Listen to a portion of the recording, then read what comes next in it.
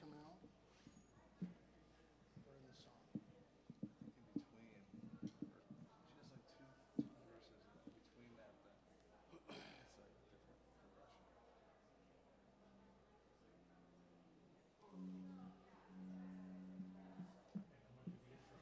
Okay.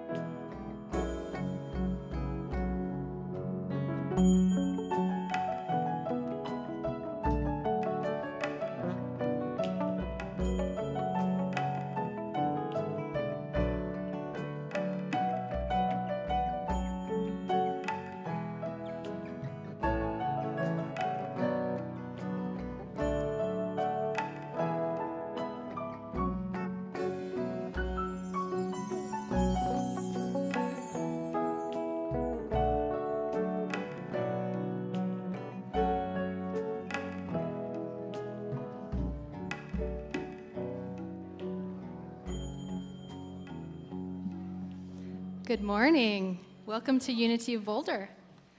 So we are excited to have a really upbeat song we're going to do first this morning. So get ready to get with it, get boogie down, you know. All right. Ready?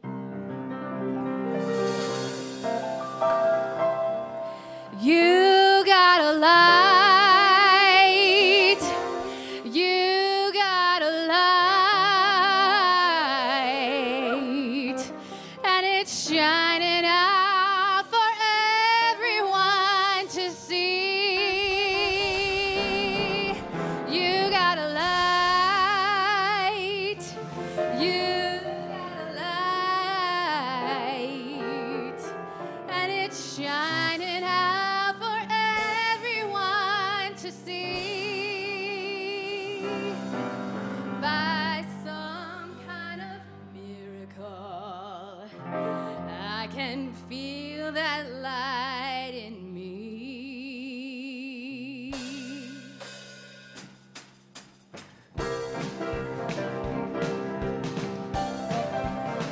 You got a light. You got a light. You got a light. You got a light.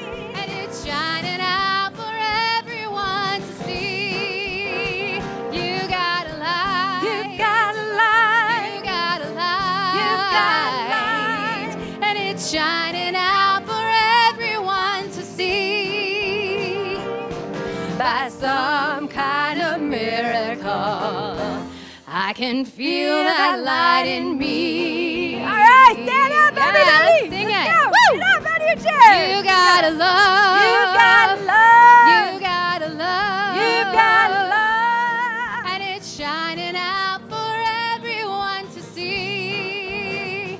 You got a love. You got a love. You got a love. You got a love. And it's shining out for everyone to see. By some kind of miracle, now I feel that love in me. Woo!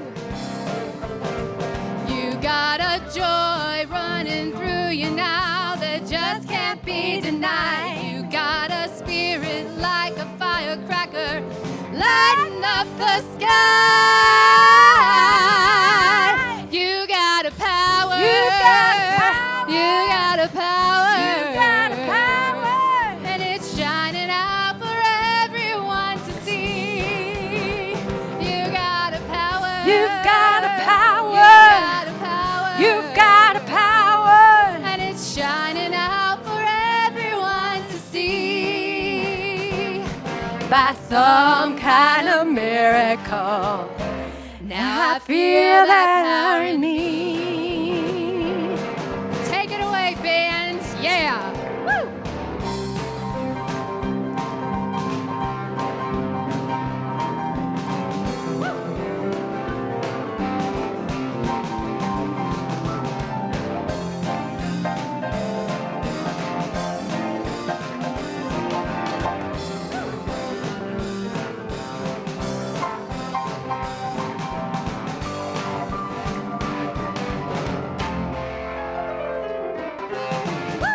Yeah, I feel it. You feel it?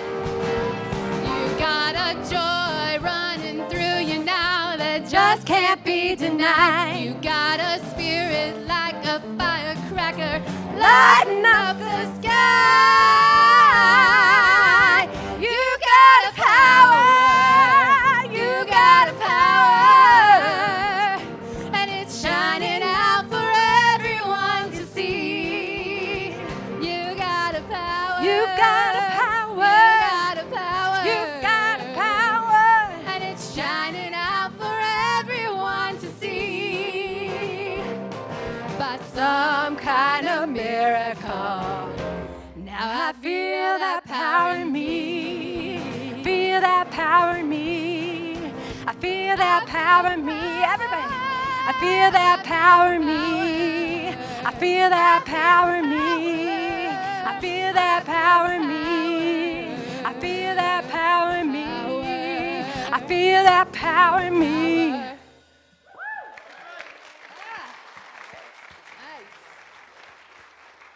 All right, now that we're all warmed up, if you would stay standing and say good morning to each other. Please get a name of the person next to you.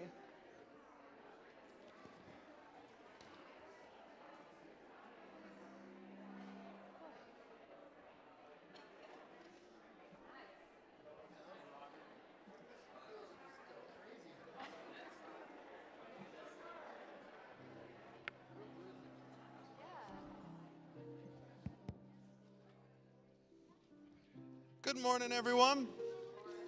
Welcome to Unity of Boulder. Got a few quick announcements to power through real fast. Starting tomorrow is our second round of Angel Camp, which is our children's camp for children ages 4 to 12. It runs all week, starting tomorrow from 9 to 12:30. It's $125 per child or $75 for each additional child from the same family. So if you'd like to sign up for that, please sign up for that right over here in our bookstore. We have a church camp out coming up here soon, August 5th through August 8th, and we all go camp. It's about an hour and 15 minutes north of here on the Poudre River. We all camp. If you'd like to come out for that, it's $8 per person per night. Children are free, but there are a limited amount of spots, so if you are interested in that, you need to sign up for that pretty quickly. And it is a dog-friendly campsite, so if you have a dog, that's not an issue at all. I'd like to introduce you to a great friend of ours here. This is Felicia Santelli, and she is going to be teaching a workshop today at 1:30. Yes, thank you. Good morning, everyone. So there have been many times here in Unity and perhaps elsewhere where we have heard or read how Western culture, Western thinking kind of takes charge and control of our lives. Well, this class will give you tools on how to take your power back. Perfect song this morning, how to take your power back. So you will be learning tools on physical, mental, emotional, and spiritual level, which will help you to lead a healthier, happier, and more loving life. So I hope to see you later, 1:30 to 3:30, downstairs. Thank you, Felicia. And this workshop, as she says, it's 1:30 to 3:30. It's $35. You can sign up for it in the bookstore. And this class was specifically requested by us, of Felicia, by Santisha, because she knows the power that Felicia has. So come out for that today at 1:30. This week at noon is our Thursday at noon is our Sacred Feminine Circle. All women are invited to attend. That's at noon in Fellowship Hall. Our People's Anonymous groups, which is just like an Alcoholic Anonymous group, but it has kind of a Course in Miracles twist to it. That meets this Tuesday in this room at the back of the room. It's from 7 to 8 p.m. Our prayer team meets today at 12:45 downstairs. And usually we would be having a conscious communication class this Thursday, but we are not having it this week. And today is our last day to vote for our Best of Boulder in the Daily Camera. They call it BOCO Gold. If you would like to vote to have Unity of Boulder be your favorite place of worship here in Boulder County, you go on our website and can set that up, or Sierra will be in the lobby with a computer after the service, and you could, if you would like to vote, she can help you do that online. Also, can I get that slide, Heather? I'd like to say thank you to everyone who came out yesterday. We did a big group here. We came out, we went to this park in South Boulder to do a community service project. And this was all brown before we showed up. Those trees weren't even planted in the background yet. No, but I just want to say thanks to everyone who came out for that. It was a great time. We'll probably do more service projects in the coming future. And I'd like to have Jack come on out here to help us get into the presents.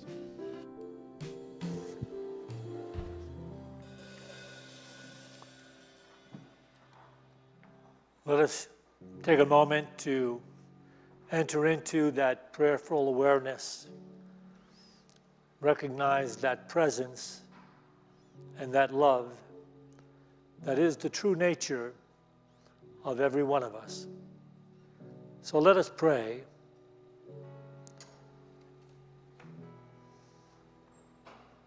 Let us pray together, realizing who is our refuge from the storms of life. Let us be willing to pause and turn within often in order to feel the love from on high,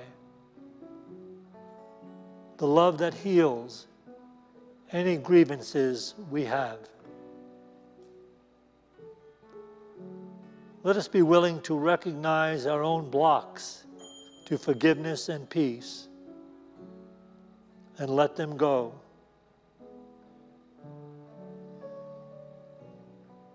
And let us be willing to recognize every opportunity to serve.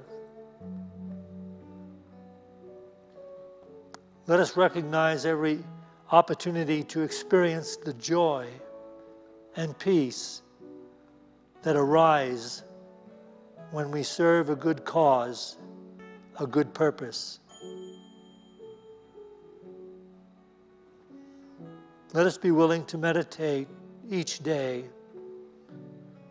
and to bestow healing, love, and peace wherever we are. For this opportunity in every moment, we give thanks. And to this we say, Amen.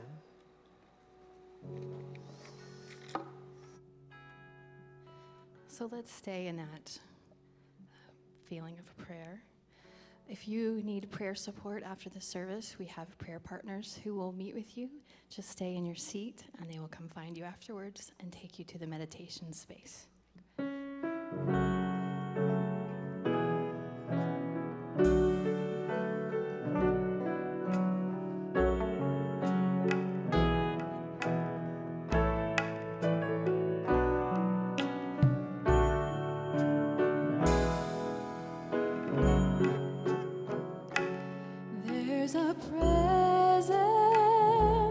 Moving softly in the quiet of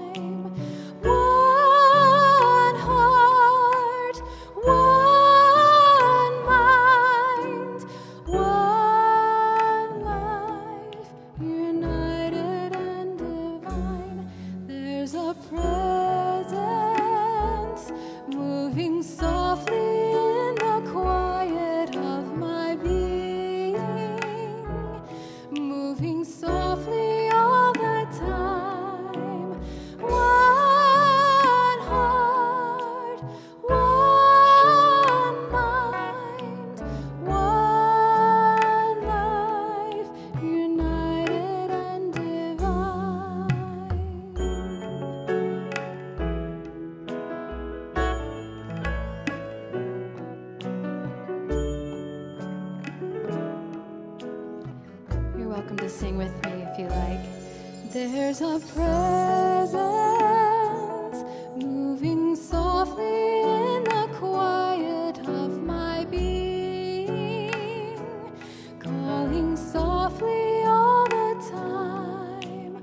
One heart, one mind, one life, united and divine.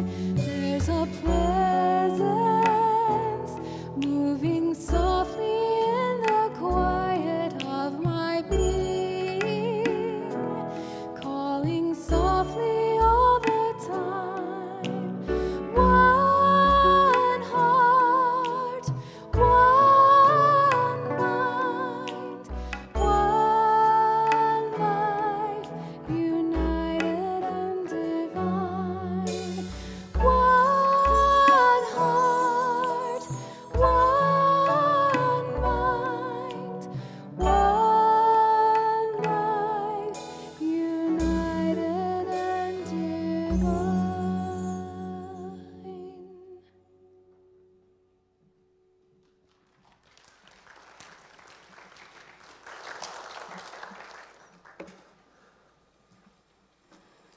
Let's just go ahead and do a little opening silence, carrying that music we just heard down into the heart, taking a deep breath with the eyes closed and the shoulders relaxed, sinking into the chair in which we sit. Each breath clearing the mind, clearing the energy, clearing the conscience. Whatever it is that happened this week, this month, this year, we leave it at the door and we sit here as a clean slate, beautiful, pure, and open, ready to listen, ready to learn, and ready to teach by listening. We sit here centered, we sit here at peace, remembering that this is our true nature. By divine design, this is who we truly are.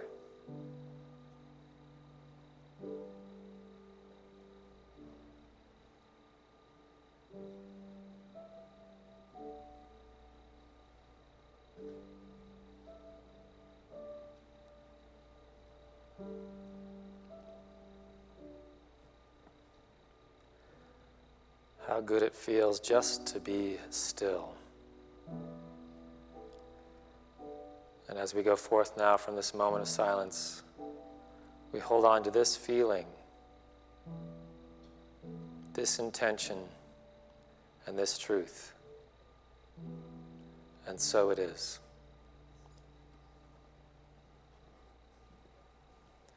Thank you, Larry. I'd like to start off with some words of wisdom, and I thought this was some interesting words from the actor Jim Carrey. He said, "I love playing ego and insecurity combined." He's talking in reference to the type of characters he likes to play. Ego and insecurity combined, which really I think is the role that we're all currently playing, don't you think? In some mixture or another. Well, I want to do a quick recap from last week. We're in the middle of a talk series entitled, "My Ego is My Frenemy." I started it last week, it concludes this week, so it's nice and short. It's just 2 bookends. And if you're not familiar with the term frenemy, it refers to a friend you have that sometimes acts like your enemy. We probably have less of these as adults, unless we're on the Real Housewives of Orange County or something like that. But we probably had some of these in high school and grade school and maybe in college, people that when we were not around were probably talking behind our backs and backstabbing us in different ways. So last week we started off by looking at this article entitled, "Yoga and Meditation Could Give You an Ego Boost, a New Study Suggests."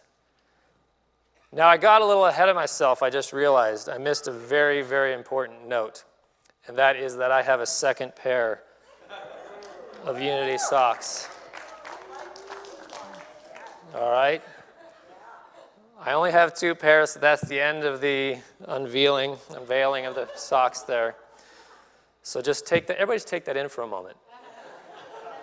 It feels really good. Okay. So let's get into what the article actually had some somewhat harsh conclusions, if you were here to read that with us.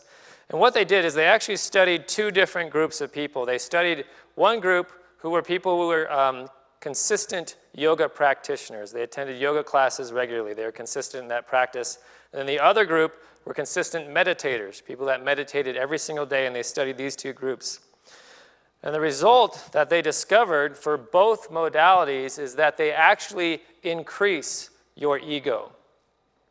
They actually increase what they called self-enhancement, which was their term for what they referred to how they measured your ego, or the amount of your inflated ego. So this was a somewhat shocking result, and this was their conclusion. Said, evidently, neither yoga nor meditation quiet the ego. Instead, they boost self-enhancement, the authors concluded in the paper.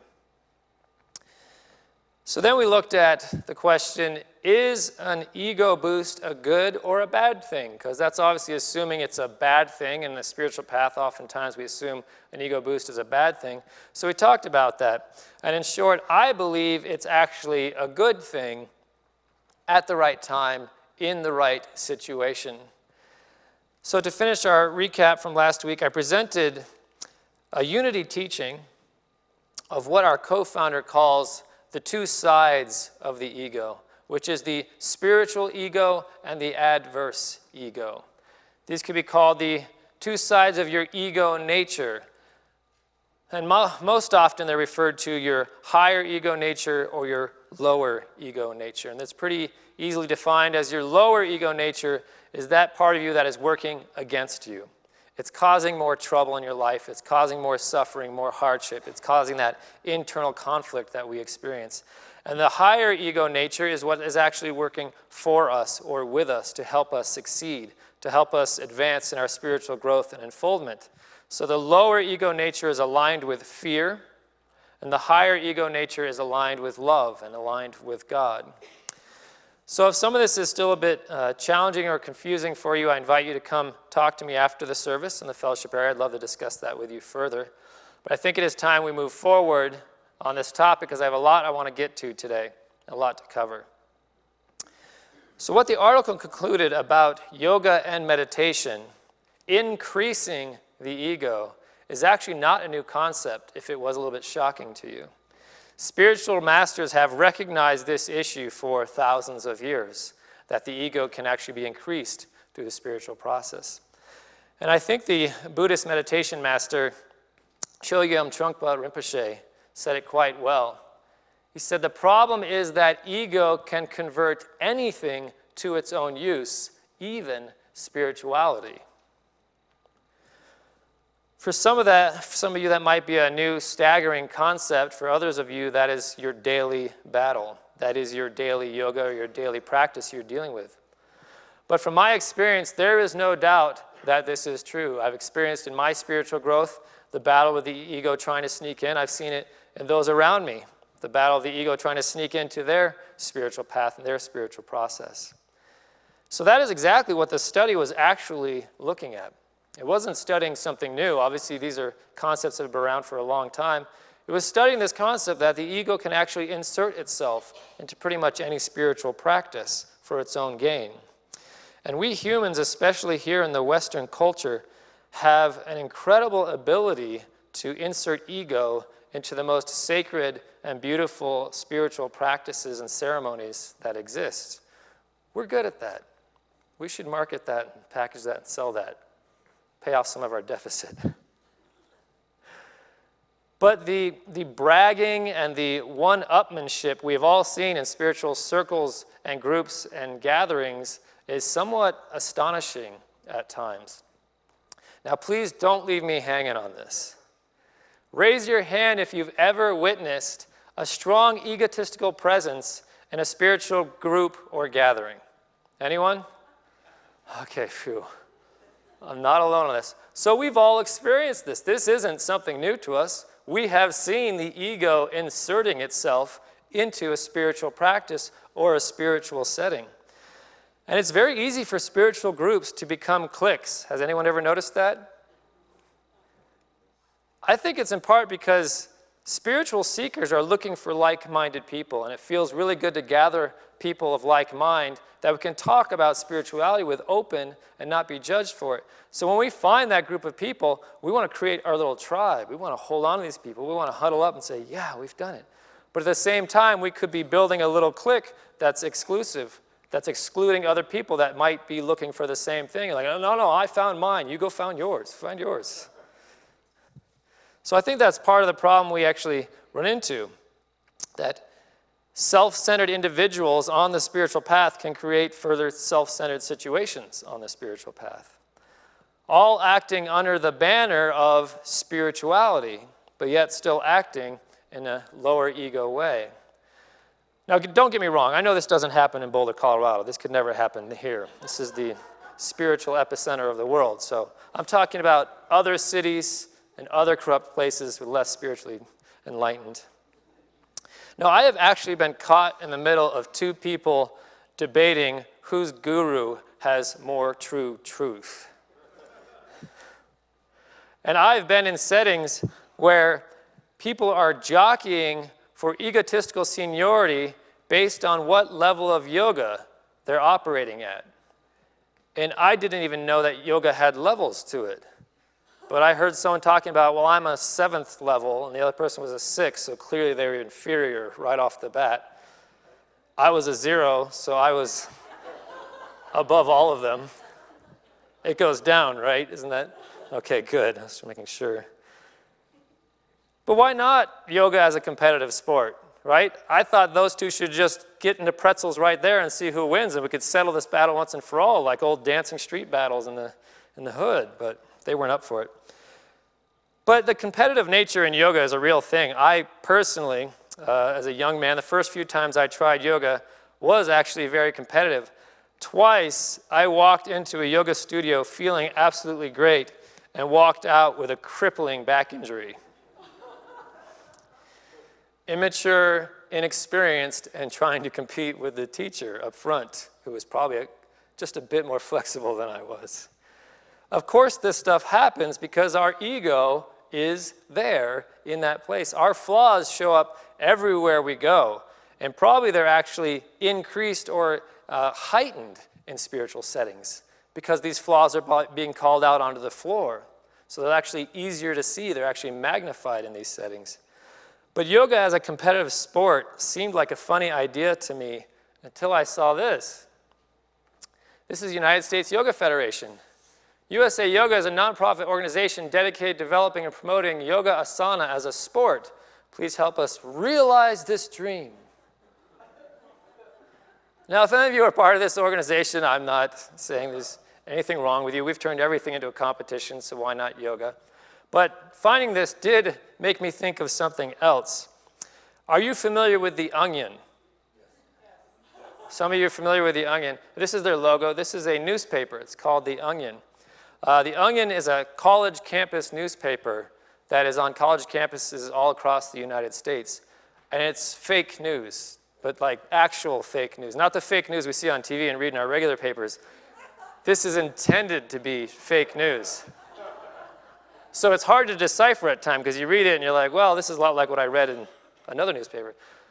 No, it's actually, they're fake articles to just sort of bring levity and ridiculousness to how ridiculous our world is. So they write these articles. So that yoga competition actually reminded me of an article I read in 1996 entitled, "Monk Gloats Over Yoga Championship from Lhasa, Tibet. Employing the brash style that first brought him to prominence, Sri Dhanandaji Bikram won the 5th annual International Yoga Competition yesterday with a world record point total of 873.6. I am the serenest, Bikram shouted to the estimated crowd of 20,000 yoga fans. Try to picture what a yoga fan looks like. Do they paint their face, with the Om symbol? Vigorously pumping his fists, No one is serener than Sri Dhanananji Bikram. I am the greatest monk of all time. So this jokingly shows how the ego shows up in some of these supposed spiritual situations. And I'm sure this is probably not too far off as having happened somewhere. But I think we've all seen this at some level. We raised our hands, pretty much every one of us. We have seen this playing out on some level. And we've also seen it in what have been considered supposed spiritual leaders, spiritual teachers, and healers, which is probably even a bit more shocking and quite a big letdown when that happens. People that are playing a big spiritual game, but living a life of limited ego behind the scenes. That's disheartening if you've ever seen that. Has anyone ever experienced that? You don't even want to raise your hand because it's depressing. I was a sound engineer in this very church as a kid, so I did almost every single event that came through here, every guru, every speaker, every spiritual teacher, every healer. And a lot of times I was being yelled at and talked down to during the sound check, and then when the thing would start, all of a sudden this person was so holy. It was amazing. And so I got to see the behind the scenes of them yelling at their staff and telling them they did this wrong and that wrong and how could you, you ruined the event, no one. So I got to see a lot of that, unfortunately. And all too often I think this happens because the ego convinces a person that they can skip ahead to healing others without having healed themselves first, without having done the work required to heal themselves first. And Santisha talked about this recently when she talked about the idea of healing the healer. A healer or spiritual teacher is their own wholeness is paramount to their ability to help other people. And I don't know if you think about that a lot, but a healer or a spiritual teacher's own wholeness is paramount to them being able to help other people. And I actually talked about this in my Healing and Wholeness class a couple weeks ago we had, that for the first time, I'm actually calling a practitioner and asking them what their spiritual practice is before I visit them. I'm not going to go see a doctor or an acupuncturist or a chiropractor until I know what their personal spiritual practice is. Do they meditate? Are they working on themselves? Why would you touch my body if you're not doing the same work I'm doing or greater? That's a new thing I just started doing, and it hit me like, this is ridiculous. Why would I visit anyone if they're not at least doing what I am doing? So the world, I think, has seen enough of the hypocrisy of religion and spirituality. I think we've seen enough of it, and I think we are craving spiritual authenticity. We are looking for an authentic spiritual experience, an authentic spiritual teacher. We're tired of people just playing the game on network television or at these seminars, but finding out later on that they were not this person at all that was presented to us. And at the same time, many people are being called to serve in these places, to serve as healers, to serve as spiritual teachers. But the lower ego nature in them is saying, you know what? Skip the hard stuff. You read the book. You took that one class. You can teach this stuff. You got this. No issue. And I think that happens a lot. But it creates spiritual hypocrisy and spiritual unrest when someone doesn't practice what they teach. They probably have all the intentions of the world to trying to do good, but there is a chance they're actually doing more harm by misrepresenting themselves, misrepresenting the message, and not living the truth of which they speak. When someone doesn't practice what they preach or tries to heal when themselves are not whole, that's a serious situation. And that is exactly why Jesus Christ, the Prince of Peace, said the quote I left you with at the end of last week, I'm going to put up here. This is what he's addressing. From Matthew 10, do not think that I have come to bring peace to the earth. I have not come to bring peace, but a sword. This is from the New Revised Standard Version of the Bible. I always have NRSV up there if you don't know what that means. That's the version of the Bible that I use for my quotes. And if that doesn't make much sense to you, let me see if I can help you understand it this way. This is from the Shad Revised Standard Version of the Bible. Do not think that I have come to placate your egos. I have not come to placate, but to cut through all your nonsense with the sword of truth.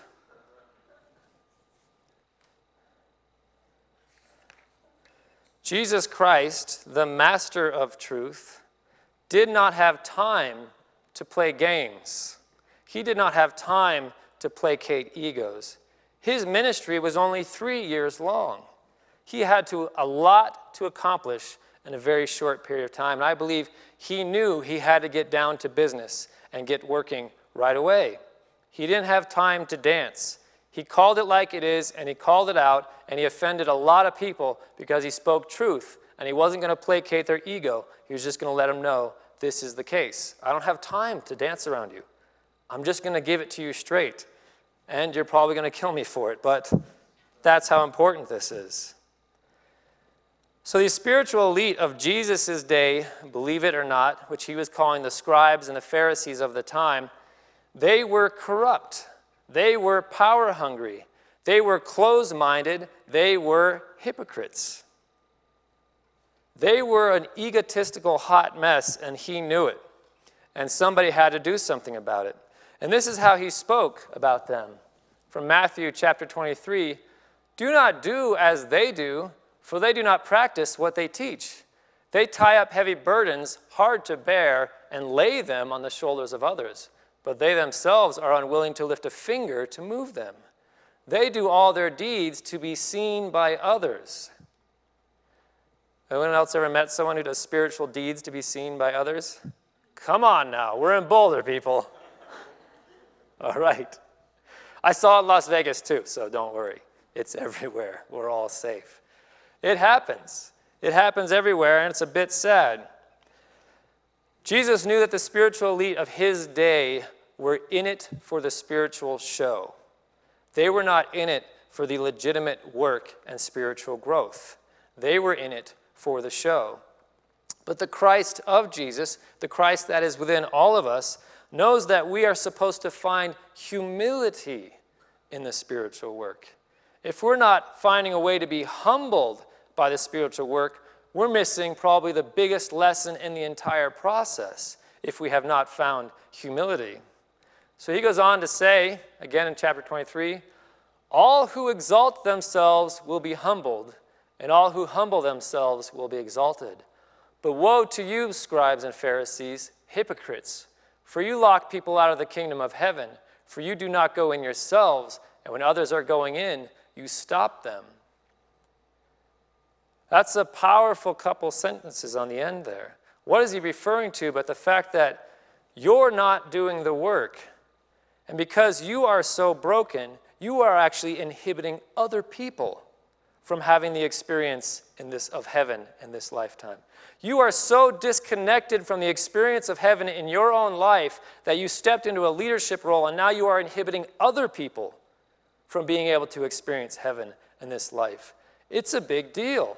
Jesus talked about it time and time again. He butted heads with the leadership, spiritual leadership of that day over and over again because this was a huge problem then, and it's also an issue today. So from the beginning of time, the ego has inserted itself into spiritual practice. And if it goes unchecked, it can lead to some very painful outcomes. And we've seen it. We've seen it in different faiths. We've seen it in different religions. We've seen it in different spiritual movements.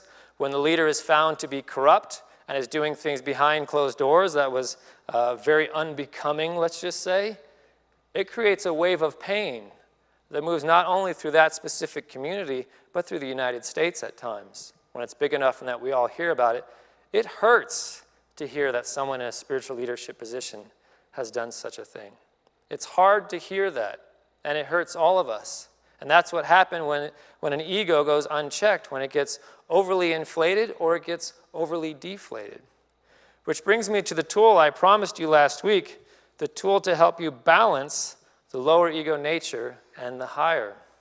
The light and dark of ego, or the positive and negative of ego, or what as Charles Fillmore referred to, who's the co-founder of our movement, the spiritual and the adverse ego. So this is the tool. It is not a Pokemon ball, if anyone's wondering. See, I gauge where they are with things like that, and I hear 3 people go, oh, I get it. And I go, okay, the rest of you have no idea what Pokemon is, so that's okay. We'll do a talk on Pokemon someday. How about that? I call this the wheel of ego.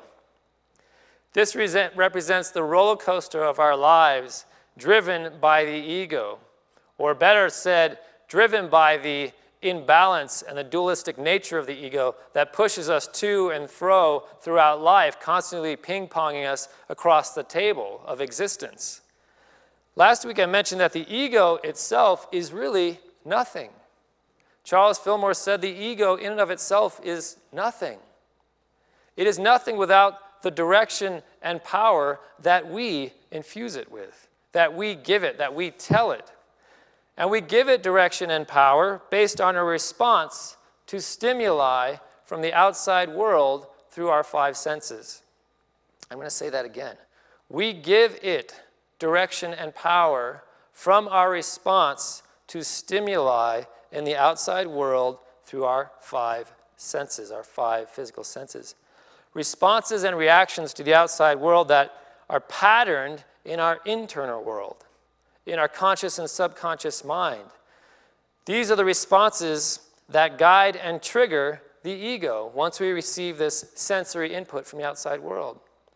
When we perceive the world as being against us, when we feel like we've been hurt or suppressed by the world, maybe it's a divorce, it's a breakup, it's a job loss, your house is foreclosed, it's a medical issue you're having or a loved one is having, something that makes us feel broken. The ego receives that message and it follows direction. Down into the zone where the ego has been suppressed or hurt, or I say the ego has been deflated.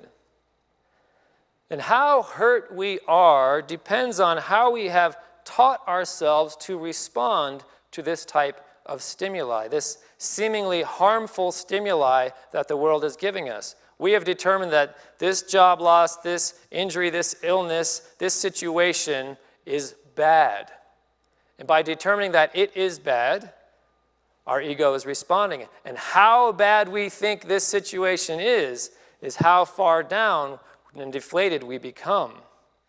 An unhealthy consciousness creates an unhealthy response. And this triggers the lower nature of the ego, the part of our ego that acts from fear, doubt, and primal instincts. Once this happens, you're falling into the world of fear, doubt, and primal instincts. The part of our ego that creates more suffering and brings us further down. Has anyone ever noticed that when you get down, you actually bring yourself further down through your own making? That you actually create more suffering on top of the suffering that the world's already handed you? You just go ahead and keep piling it on. You're like, well, we're here. Let's do this right. Let's just plummet into the center of the earth into suffering. I got a little bit. Well, might as well do it big.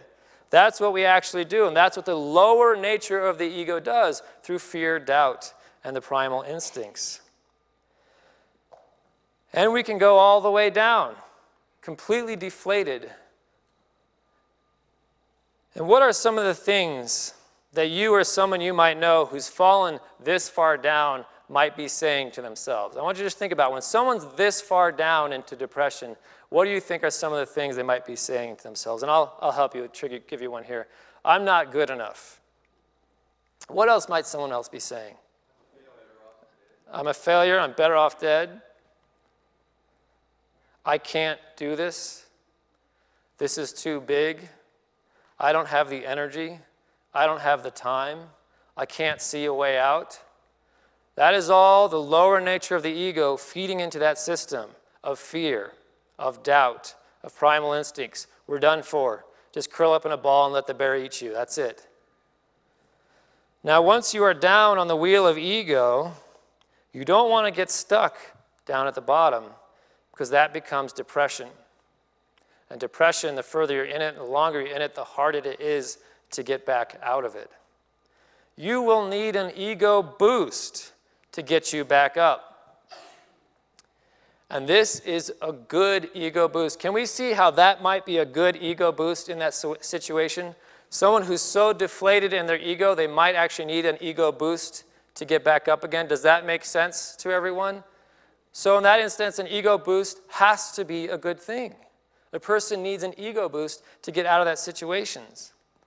They need an ego boost, one that supports their spiritual ego to kick in, the higher nature of their ego to kick in to help them become whole again. The part of the ego that says, you are valuable, you absolutely matter, you absolutely deserve this, let's do it. That's an egotistical thing to say, but it's very needed at that place in time. And life will present these opportunities for an ego boost. That is the beautiful thing. But there are people who will ignore them. They will reject them, or they won't even see them at all because of their current state of consciousness. They have closed off their awareness, they've closed their eyes, they've closed down the opportunity to even receive an ego boost, or they've so vilified the ego they say an ego boost is bad, it's always bad. Even when they're in that situation, they won't accept an ego boost to help lift them back up. But the universe always seeks to lift you back up. That's something you should be very excited about. The universe always seeks to lift you back up, be it through a friend, be it through the love from a pet, be it through an inspiring movie you just saw, be it through a compliment from a stranger. There are infinite possibilities for how we can grab a rope and be lifted back up to get a little ego boost back up. Being lifted up back towards wholeness. But it is on us to be open to receive it. We have to be open to receive a little boost, or it's going to go right by us. Now, if this is the case in the realm of the deflated ego, then the opposite must also be true. When we feel like the world is for us, right? When we feel like things are absolutely going our way, maybe it's a promotion at work, it's a new romantic relationship, it's a new friendship, it's a new car or a new house. Maybe it's a new body. You're starting to lose some weight. You're starting to feel better about yourself. We are feeling good about our situation, about life, and we begin to slide up the wheel of the ego. Our reaction to these seemingly positive stimuli from the outside world coming in through the 5 senses of our perception are boosting the ego. They are lifting us up towards the top of the wheel of ego. And how high we go, how inflated our ego will get, depends on how we have taught ourselves to respond to this type of stimuli. Again, the ego is like a feedback mechanism. When it gets low, it goes lower and lower and lower. When you get boosted, you're like, I'm the best, no one can stop me, I'm the greatest, you can't stop me, I'm flying on top of the world. I'm king of the world. And there you are standing at the top of the wheel of ego. An unhealthy consciousness creates an unhealthy response, which takes us too high on the wheel.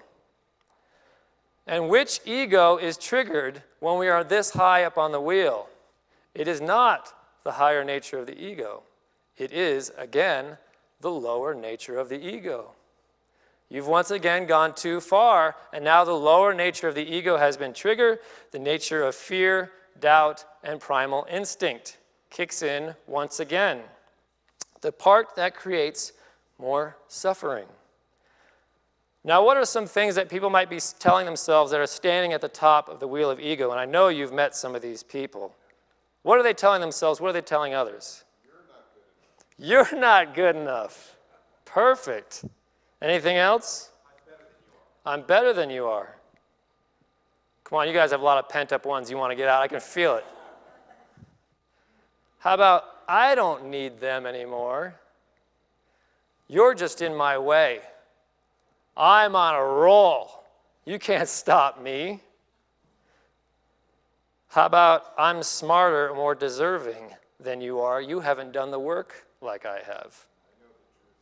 I know the truth, you don't. That's a very common one. And suffering exists at the top of the wheel and at the bottom of the wheel. When we are on top of the wheel and we have an overinflated ego, we need something to bring us back down. Something that empowers our ego's higher nature to kick in to help us back down off the wheel. And the universe, again, always presents us with these opportunities as well. These moments in life that bring us back down off the top of the wheel are called humiliating. If you've had a humiliating experience, you might be ready to be a little bit more humble. It might be the universe kicking in to bring you back down towards center. The universe always seeks to bring us to the center. And it will dish up moments in life where you are supposed to learn to be humble over and over again to try to bring you back towards center. And the more you resist it, guess what happens? The worse these experiences get, the worse they get, the more damaging they become, because the universe is saying, you got to get this. You need to be more humble. You need to close your lips when you're in a public gathering. You need to sit quiet and listen for once in your life. I had a particular person in mind there. I don't know what happened. And there are people that will miss these moments to become humble because their lower ego is so strong that they will say, no, that's not for me. That's somebody else's problem. That's their judgment of problem against me. They're trying to correct me. They're trying to tell me I'm wrong. Who are they to say that? And they will suppress and they will dodge and weave and not get the humility lesson. And there are people who can be humiliated time and time again and still not get it. Tell me you've met one of these people. I've seen you crash and burn so many times, it blows my mind you're not the most humble person on the planet yet. This actually happens. They ignore, they deny, and they suppress their humility and humbling experiences. But the universe always seeks to bring us back to center. Whether we are deflated or inflated, it wants us to find the center. And there's no doubt you can get overly inflated ego through spiritual practice. I know that for certain. So what do you think someone with an overly inflated spiritual ego might do or say? You already said a good one. I've got the truth. I've got the one true way. You've got it all wrong. How about someone who's quick to point out somebody else's faults and not willing to admit their own? That's a special skill set. How about someone who gives advice without asking for it? Ever met someone like that? Ever been someone like that? How about someone who overly talks about their own achievements? Enough about me, let's talk about me type of thing. Someone who talks over other people when they're trying to contribute to a conversation. And we have discovered in this talk series that it is actually how you approach your spiritual practice that determines whether it's going to increase your ego or decrease your ego. And the article we began by reading actually addresses this very issue. They're talking about the participants in the study and the results they found. They said, there's also the chance participants weren't practicing yoga in the correct way to effectively let go of their ego and let go of their sense of self to achieve nirvana. And this is arguably the difference between taking some yoga classes to make yourself feel healthier and practicing yoga for the spiritual journey. So you think about the wheel of ego. Some people may need yoga to make themselves feel physically better to get that boost back up towards center.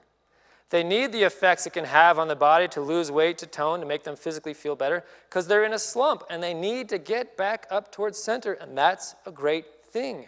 They're doing yoga for an ego boost. Good. They needed it.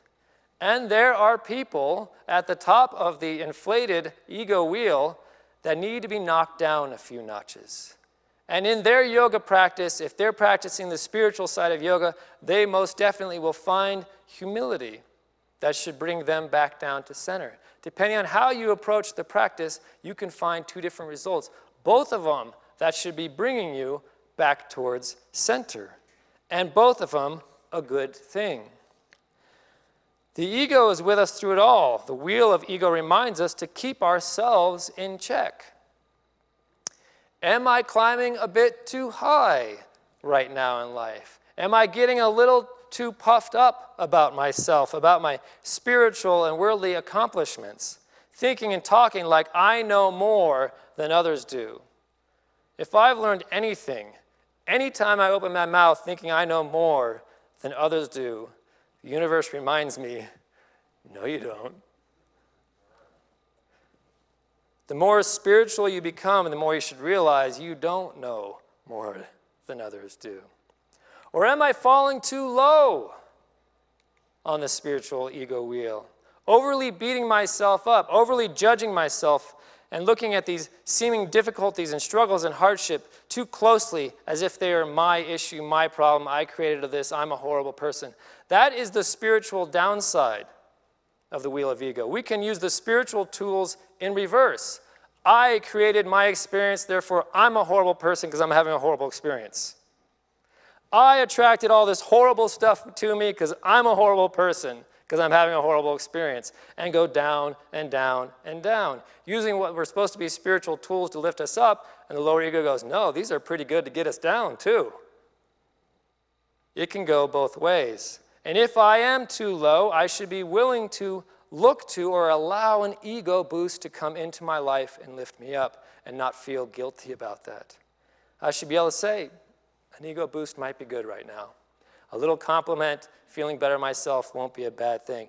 And if I find myself a little too high, I should be more aware of the moments that are asking me to be more humble. The moments that are calling me out and saying, here you go, flapping lips. Now are you embarrassed? When I have those moments, I should recognize and go, all right, that wasn't them, that was me. I need to sit down. Maybe I need to not talk the next time I show up in this circle and just listen. Maybe it's time to just listen. But here's the point of it all. The universe wants us to step off the wheel at the center, at the point of balance, where we have humble confidence. Humble confidence. If we are too high, humility is bringing us back down so we can step off the wheel at the center line, where we have humble confidence. If we are too low, the universe is trying to create balance and give us an ego boost to come back up, not so we get inflated again, so we can get back to the center line and step off with humble confidence, in balance. Remember, Christ said, all who exalt themselves will be humbled, and all who humble themselves will be exalted. We're talking about balance. We're talking about finding that line in between all of it where we can step off and live an appropriate and healthy life. So I once had a gentleman come up to me after his service and ask me, I wasn't here, don't worry. He said, do you know what a minister's job is? And I had like 47,000 answers in my head. But I quiet them and I just said, okay, enlighten me. He said, to comfort the afflicted and to afflict the comfortable. To comfort the afflicted and to afflict the comfortable. Those that are down, help to lift them back up. And those that are just a bit too high, challenge their thinking to help bring them back down. We can ride the wheel our entire lives going up and down, inflated, deflated. It could be a daily practice you have where you're inflated, deflated. It could be a year. 1 year I was down, 1 year I was up. I had a good decade, I had a bad decade. Climbing and falling constantly. And we will experience the polarities of suffering. Suffering at the top, suffering at the bottom. And those at the bottom look at the top and go, man, they've got it so well. And those at the top look at the bottom and go, man, they're so messed up. And they're both saying the same thing, speaking out of envy and ignorance. Each time we follow through this cycle of going up and down, we're just briefly passing the line of balance, right? We get an ego boost. We get to a spot like, this feels pretty good. And then all of a sudden we go flying past up towards the top, and then we get deflated and we come back down. We see the center line and go, hey, this isn't so bad. And then we go crashing down into a slump again. feeling and watching it quickly pass by as we step into the next cycle of inflation and deflation in our ego. But the universe is simply asking us, finally just step off the wheel when you hit that center line. Once you've found that place in life, step off. Find this balance and start living the balanced and confidently humble existence you were divinely designed to be living. And that is the truth as I experience it. Thank you.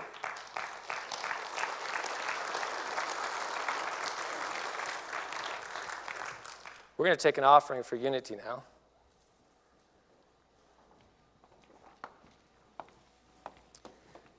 As you take your offerings into your hands, I invite you to remember that this is not the giving away of something. This is investing into the solutions we've all been looking for. Any issue in the world today that's been bothering you will only be solved by raising the awareness of humanity, period. And that's what we are investing in today. So we take our offerings into our hands. We're going to bless them with this offering statement. I invite you to say it with me. I'll say it first so you know it. Divine love through me is my true life and my conscious destiny, therefore I give. Together, please. Divine love is my true life and my conscious destiny, therefore I give.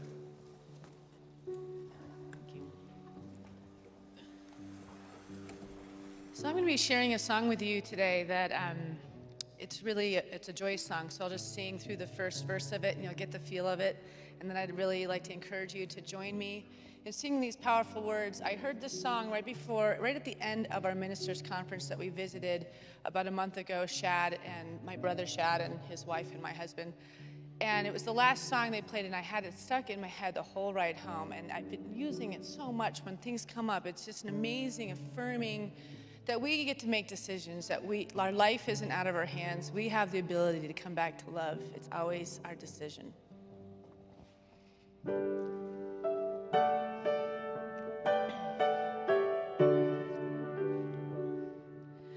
Love is my decision.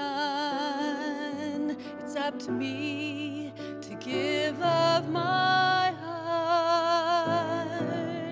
Love is my decision. No one else can tell me to start.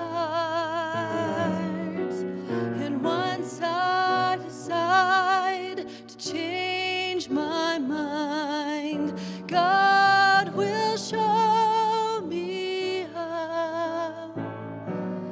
Love is my decision right here and now. Now I ask you to join me. Love is my decision. It's up to me to stand on that bridge. Love is my decision. No one else can make me forgive. And once I decide to change my mind, God will show me how. Love is my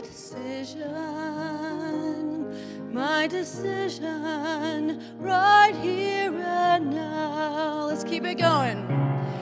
Love is my decision. It's up to me to dance down that road. Love is my decision.